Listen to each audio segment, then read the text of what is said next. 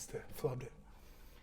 Hey y'all, it's Warren. I'm back with another tutorial, and this is Thom Yorke's Unmade from his BBC 6 live performance. Beautiful track. It's elegant, it's simple, it's pretty, and just goes to show you, Thom Yorke as a songwriter, he can do it all. He can do complicated and dark and just dissonant, but this song, relatively straightforward. We're going to take you through it. I have a chord chart you can access to follow along, see all of these chords written in time to show you exactly what beat all these chords come in on. But it's a beautifully, like I said, a very simple and straightforward song, which is very unusual, I think, for a lot of Radiohead's music. But you know, the chords are like on the beat, you know, and all the chords are in one key. There are no black keys in this song. This is just in A natural minor, which, if you non-theory nerds don't know, is the same as C major. So it's all the white keys up and down the piano. It's really cool. So I'm going to show you how to not only play it on the piano note for note today, all the different chords and how to construct them and how they're voiced, but also at the end, just a little treat, I'm gonna throw them all on the nylon for you, okay? So this is very exciting. Bear with me, I just learned the song today, but you know, it's just beautiful and relatively simple. There are only 3 parts to the song. Follow along with the chord chart so you can see the 3 parts, okay? There's like an A, a B, and a C, and then that C has like a second version of it. And the song form is all written out. So once you commit each one of these parts to memory, you can just look at the song form that I've written out. It's color-coded, so you can just see, oh, I go A 4 times, and then A with vocals, and then B 2 times. You'll see what I'm talking about. Get the song, the chord chart down below. You can opt into my newsletter, and I'll just send you the chord chart for free. So if you want to learn more about theory, come check out more things at the end of the video, okay? So we're gonna essentially go through the first thing, which is, oh, there we go. Oh, what is that? That's this beautiful little 4-chord figure. And the theory people out there know that it's just open voicing of an E minor, okay? Meaning, if you played E minor before, it's E, G, B, but you pop out the G over an octave higher. So you have a 5th here in the left hand, and then the flat 10th of the chord in your right hand. Bear with me, I'm a little hoarse. I've been sick for 2.5, 3 weeks. Ugh. But then there's that E minor, okay? E minor, and you just move the whole thing over 2 degrees over to your G major, which is G, B, D, but you pop the B out, and that's your open voice G major. And then you move it again to A minor, A, E, A, C, E is the minor A minor chord. Pop that C out, there it is, and then drop it back down to your F major. So all together, F, A, C, I forgot to say F, A, C, pop the A out, there it is. I'm going to say the word pop a lot.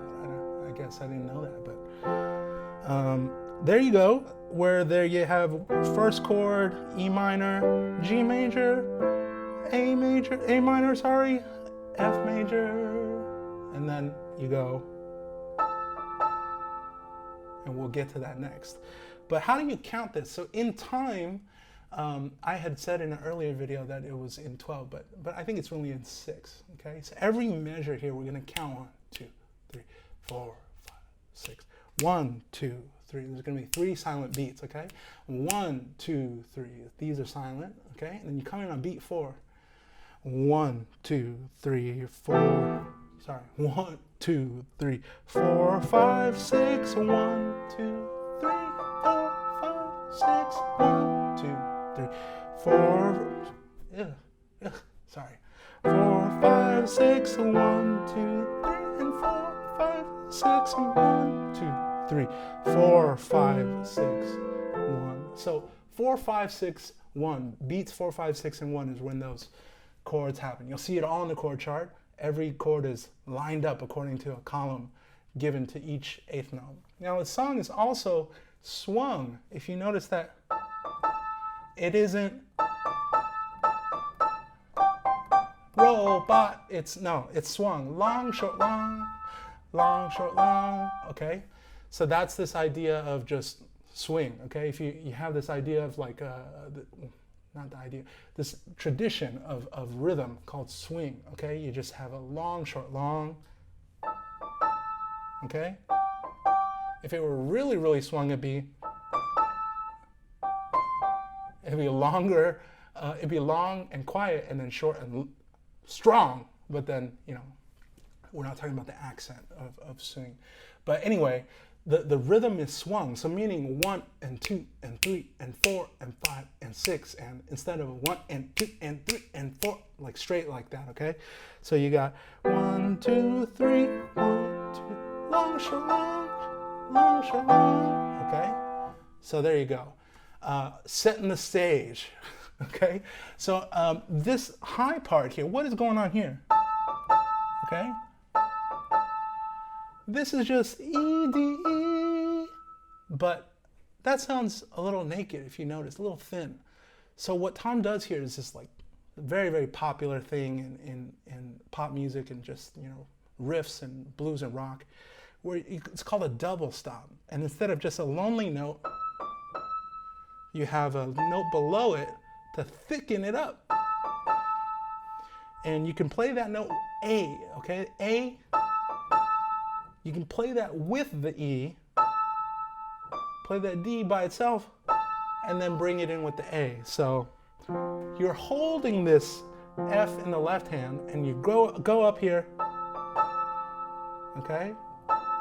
There's that double stop, long, short, long, and then you move that double stop down just 1 degree to G and D, and D, C, D is your next melody, and the G creates a double stop. The whole thing together, the cluster is called a double stop. And then your left hand moves to E and B in the left hand. So there you go. Okay? And when that double stop lands, that's when you bring the left hand in. Okay? So you go in context, 2, 3, and 4, 5, 6, and 1, 2, 3, 4, 5, 6, and 1, 2, and 3, 4, 5, 6, and 1, 2, 3, 4, and then you repeat that. So that's the first part of the song. I call that part A, okay? It's the intro, and it's also kind of, it shows up again later. So I call it maybe like a main riff in the chord chart there. So part A, you do that a bunch of times, 4 times to be exact, and then another 2 times with singing. So that's like, if you want to really cover this properly and get the song form down, Thom Yorke starts singing on the 5th and 6th times he's playing this part A. So you keep repeating it. Now you notice, also I've written in the chord chart, those first 3 beats are silent, right? So the 4th beat is when da da da da. That's going to be relevant for later when we're going to go back into part A from part C2, okay? So part C2 is going to kind of be a different version of part C, but it's going to come back to part A, and those silent beats will matter. So remember that, and we'll come back to it. Part B, okay, is going to come in now, and this is the bread and butter of the song, and it's going to go.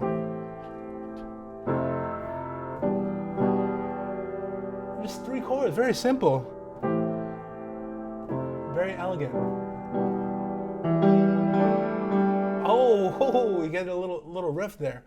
Thom channels a little bit of I read in a comment on my Facebook page, Burt Bacharach.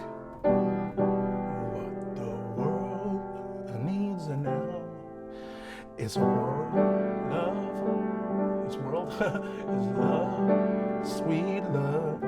Okay, just a touch of Burt. Okay, not too much. Didn't overdo it. what are those chords, Warren? It's an A minor with an A, E, C, and a G up top, okay? A minor 7, okay? So instead of an A minor, we pop out the C again, that's that open voice. Thom loves open voiced major and minor chords, okay? So you pop that out and then you add the G above in the right hand. And what that does is that changes a minor chord, which has this kind of mellow, melancholy, sort of like, you know, a little down. But, oh, we got a little, like a soft and silky, almost like delicate note with that G, okay? So the chord takes on a kind of a new emotional quality there. And then we go down to the F open voiced here, F major, pop out the A, you add the E, okay? You add the E, and that's another 7th chord, but this time it's an F major 7th chord. And that's your E, B, G, D voice, okay? Voiced that way. E minor, G popped out there with the D up top. So that's how you play that E minor 7, okay? So you got your A minor 7, 1, 2, 3, 1, 2, 3, 1, 2. So count at 6, 1, 2, 3, 4, 5, 6, 1, 2, 3, 4, 5, 6. So you notice that E minor, it kind of anticipates, it comes in a little early on beat 6. So you got this 1, 2, 3, 4, 5, 6. 1, 2, 3, 4, 5, 6. It's kind of nice because I think it breaks up these long spaces between these 3 chords, right? If I played it differently, you might hear if like Thom made a different songwriting choice. 2, 3, 4, 5, 6, 1, 2. It might sound too boring, you know, but the E minor 7 coming in 1 beat early is really cool, and having that twice there is like there's a little more rhythmic energy in there. I love it. And so it's like Unmade. I'm super hoarse right now, I'm still getting on myself. Unmade, right? So that's how it kind of sounds together with the vocal melody. It's just gorgeous and rich, and most important, simple, you know? And so that's part B, the part where Thom sings Unmade, okay? Now part B is always followed by part C, and you can see this if you're following along with the song form that I've written down on the bottom right hand side on row 17 and below. B is always followed by C, and C is this really interesting part that is like signature Thom Yorke.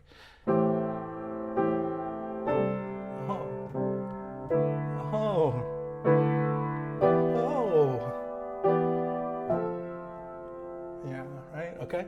So that part is kind of like this interesting in-between to get to 2, 3,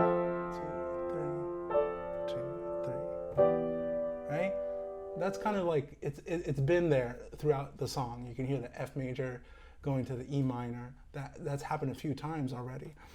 But this little part leading up to it, this ascending chord progression, what is that? That's an A minor 7, which you just played. And instead of going down where we did for Unmade, he's like, nope. I'm gonna, nope, not you, nope. Marianne Hobbs or Giles Peterson, nope, we're not going there, we're going up. Oh, I'm going up again. Oh, like that, okay? So that's what I mean by signature Thom Yorke. It's like kind of like you expected it to go there again. No, we're gonna go somewhere else, and in a very kind of cool, clever way.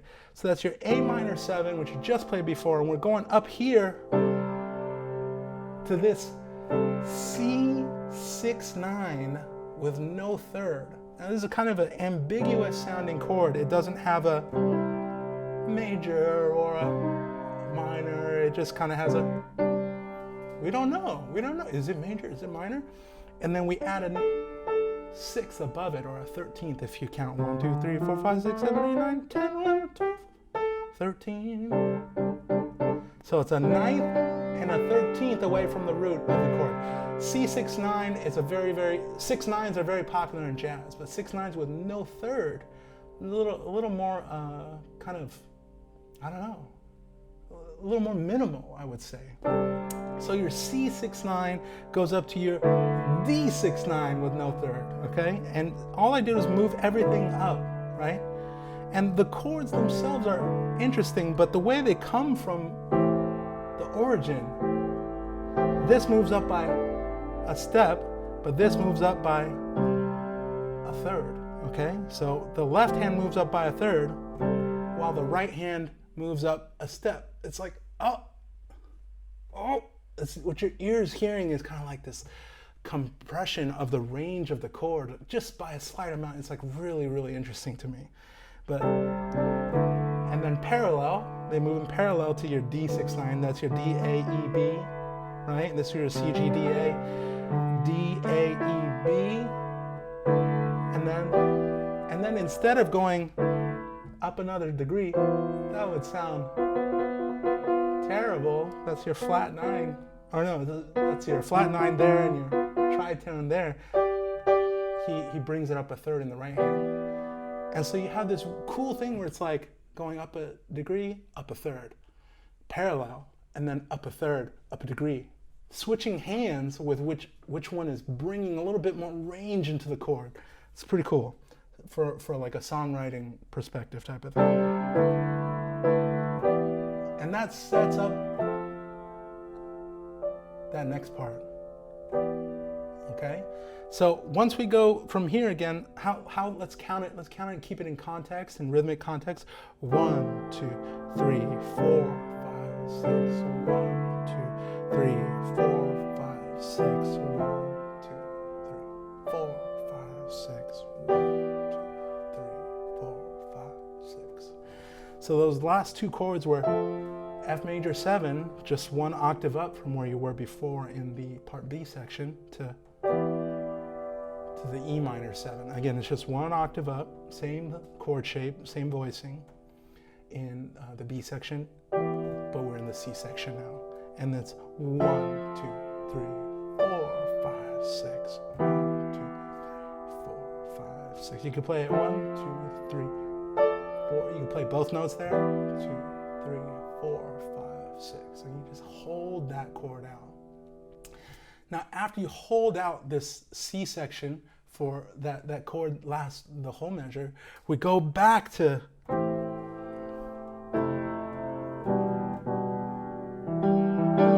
what is that? Now, what is it?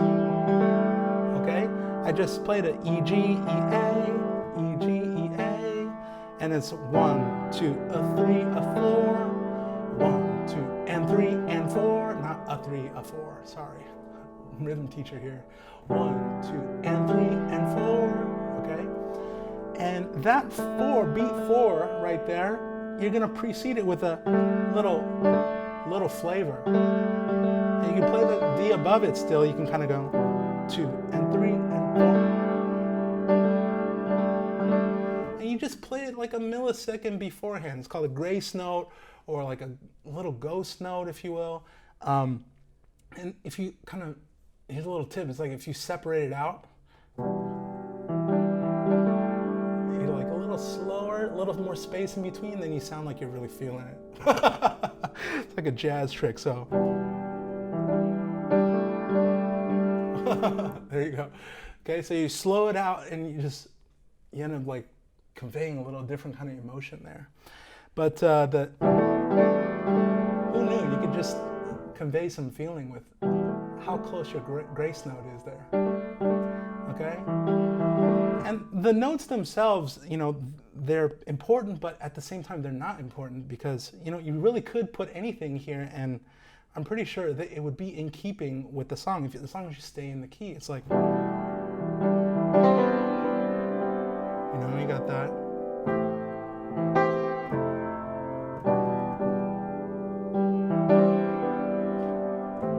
Kind of that, you know, not too much Burt Bacharach, but just a little bit.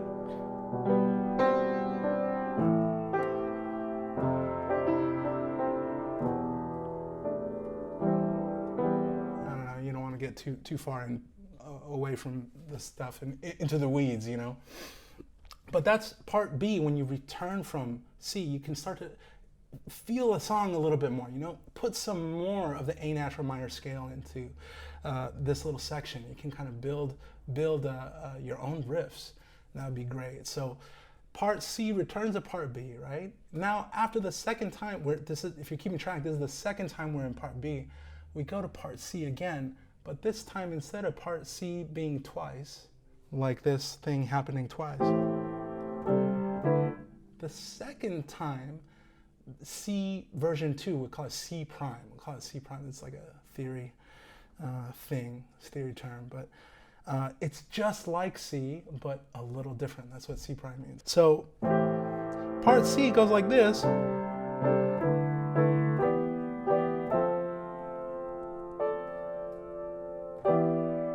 Whereas part C prime goes.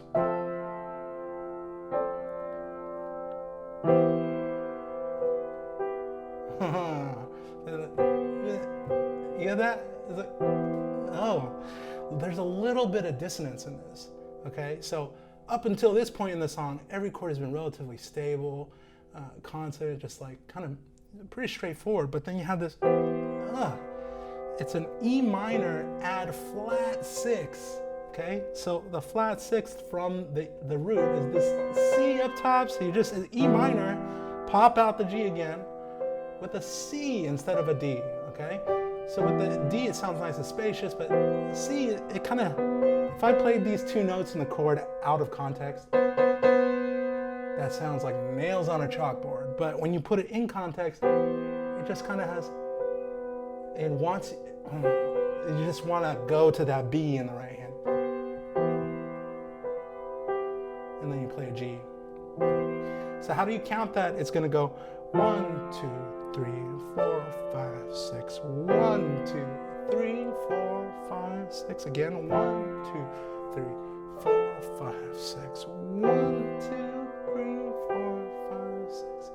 So it's nice that there's this kind of suspended flat 6 going to the just half step down, resolving down to the 5th of the chord, which is just a nice theory thing to do. You know, you have this kind of like, what's another example? You know, you want to hear some chord where it's like a minor flat 6 again. It's like in this key, it'd be like playing this A minor with like a F up top, and and then I move it to the E, half step down. You know, same thing there. So you have this, right? So that's part C prime. That's how part C prime is different. Now, if we're going straight through the song linearly, okay, after part C prime, we're gonna rest for one bar and just let the chord hang out right after here. 5, 6, 1, 2, 3, 4, 5, 6. 2. It's this beautiful moment in the song. We're just like breathless, you know. You just, oh yeah, Tom. But coming back to part B for the third time, there's this break of one bar of just that empty, other than the chord leaking over that 6 beats, right? So coming back to part B a third time, I don't need to show you part B again. Then the next time after part B always goes back into C, okay? So now part C comes back a third time, and when it repeats, it goes to C prime again. So in context, that would sound like this. Here's part C.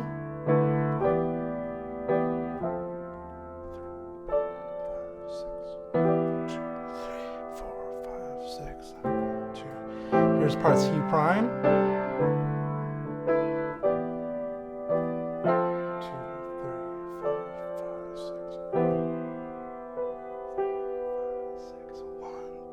3.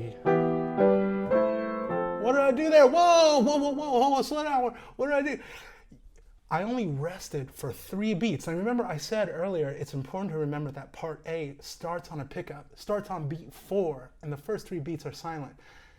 The previous part C prime had a whole measure of silence, a whole 6 beats of silence. But this part C prime only has 3 beats of silence because part A picks up on beat 4. Okay, so count it out loud and it'll go 1, 2, 3, 4, 5, 6. 1, 2, 3, 4, 5, 6. 1, 2, 3. I played it wrong. Oh, I played it wrong. Oh, but you get the point, right? So it should be those notes, not what I just played. That's not kind of nice, but you know. So part A comes back this time. So part A proceeds 3 beat silence. Okay, just 3 beat silence because part A starts on beat 4. It's a pickup, right? So part A returns for 4 times. And then we go down to part B to close out the song and goes back to 2, 3, 4, 5.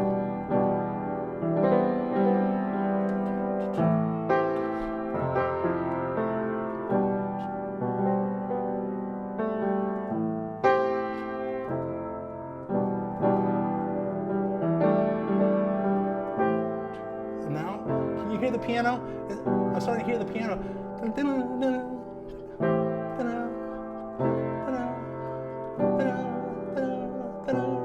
kind of arrhythmic.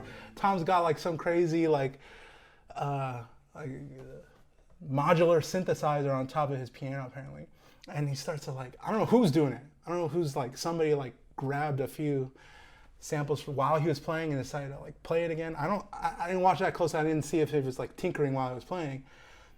But it sounds like he recorded something and then had fed it through like an echo or reverb. So if you happen to have a modular synthesizer laying around with some echo and reverb, that's when you're going to put it in, is the 3rd B of the 4 Bs that close out the song. So the 3rd and 4th B is when the echo starts to kind of creep in.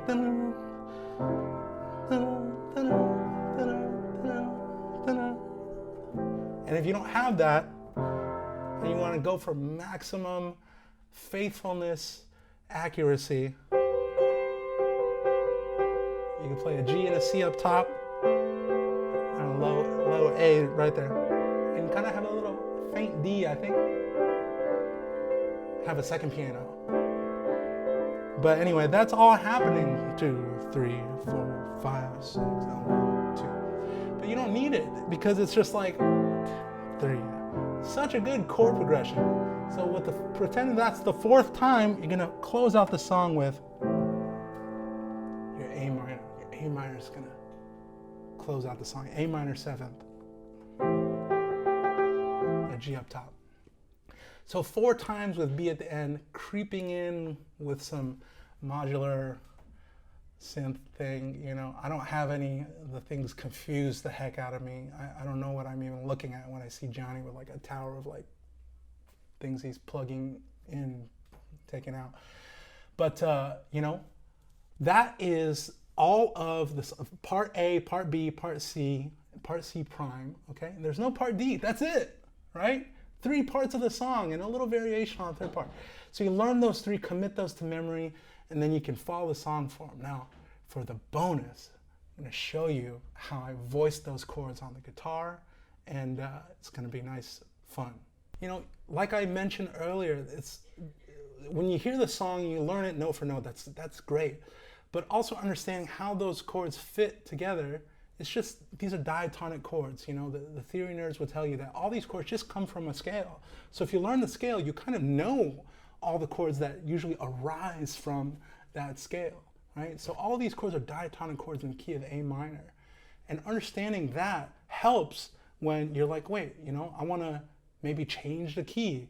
I want to change it to a different instrument. I want to, you know, maybe play it with a girl who wants to sing and her vocal range is like higher. You know, I'm going to move it up instead of playing in A natural minor. Maybe I'll play it in the key of C sharp natural minor, which would be the same key as E major, for example. Or maybe move it to the guitar, where the guitar is like, you know, I don't see any of those chord shapes here, right? Instead, understanding how to construct a chord in the key of A natural minor. A, 1, 2, flat 3, 4, 5. There it is. There's the 5th of the left hand, and then there's the open voiced C that I played earlier, and then, oh wait, there's the G up top to make it an A major 7.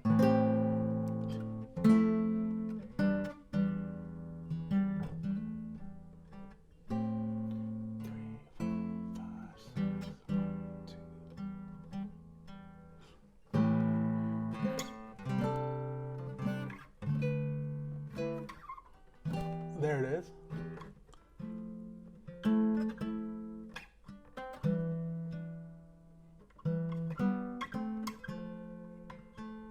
So what I do there, it's all written in the chord chart that you can see, but I'll take you just through it once, okay? This A minor 7 is just played X02, X13. 4 notes, and then this F major 7 is just 1, 3, X, 2. You kind of don't really play the second string, and then open first string. Just playing that, and then E minor 7 is your 02, X, 03, X. You know? You know?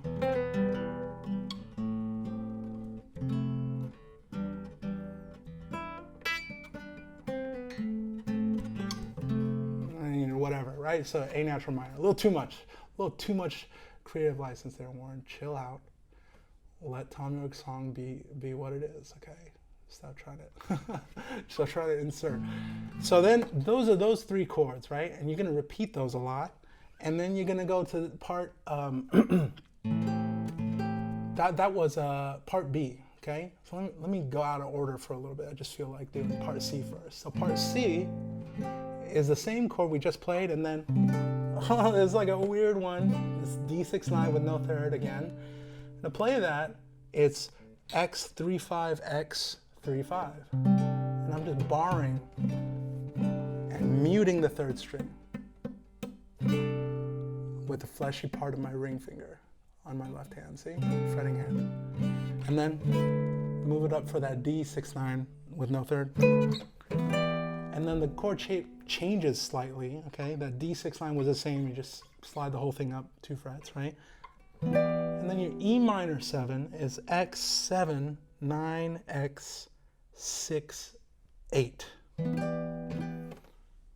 that right? Yeah.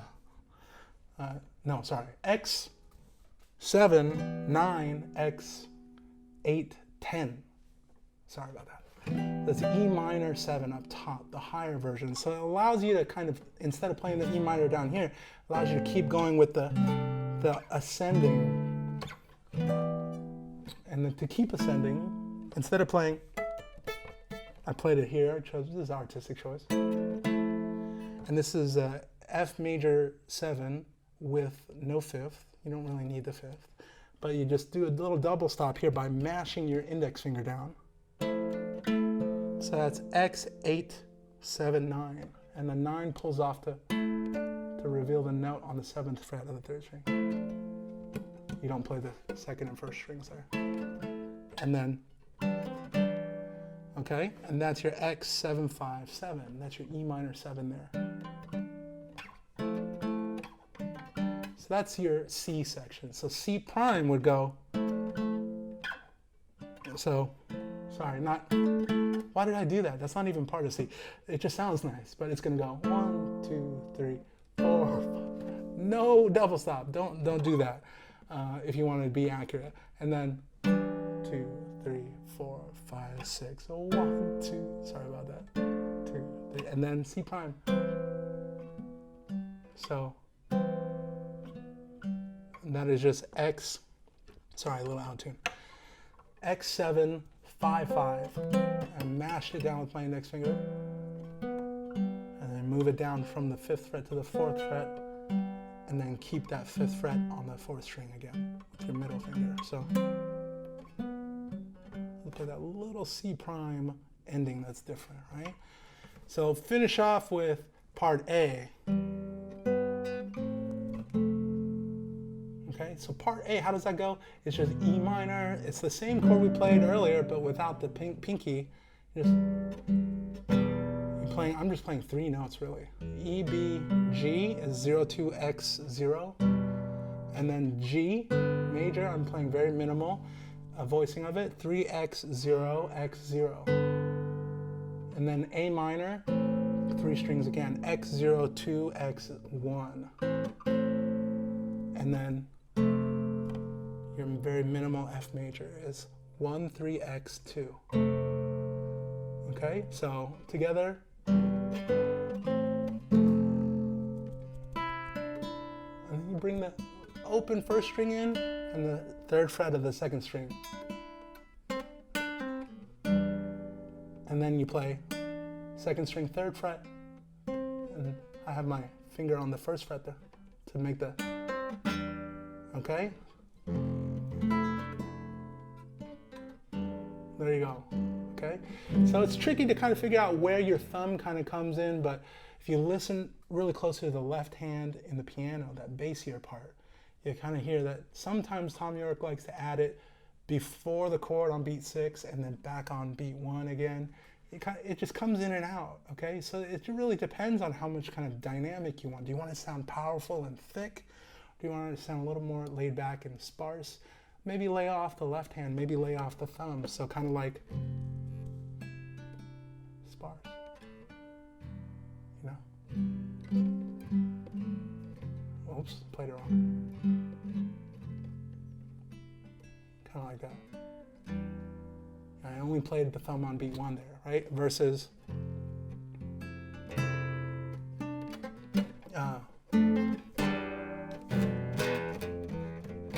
beat 6 and beat 1 there, right? So the difference between, you know, your performance of all these things and, you know, maybe a more sensitive performance may be a lot to do with how much of the chord you're kind of allowing into the performance, right? But if any of this stuff, you know, fascinated you and you want to know more, like, hey, how do I build chords from just like a root and a fifth and a third? What's that all about? I have an ongoing video series on music theory, but most importantly, how music theory and ear training go together. So it's not just like, hey, there's a major chord, you learn, memorize what it is. No, it's like, how do you actually recognize these chords in songs like Thom Yorke's Unmade? And then go like, I know what that chord is because I've heard that before. I recognize it, right? I know what a major chord sounds like. I know what a minor chord sounds like. I know what an open-voiced major chord sounds like, or a minor chord, right? I know when it's in first inversion, or I know when I hear a double stop, right? I know these are kinds of things that the video series is going through. It's like recognizing these ideas and concepts for yourself internally in your head, and also how you feel. It's like, yeah, I got that's a minor chord. I felt that. So go check it out. There's free videos for the melody and the harmony module. There's also paid videos where you can buy the whole thing. It comes with like interactive exercises called song puzzles, and you know, check them out. And glad you could stay with me. And thank you so much to Thom Yorke for just this pretty gorgeous song. But yeah, that's it from me. Have a wonderful day, and play your heart out with that Bacharach flavor. Take it easy.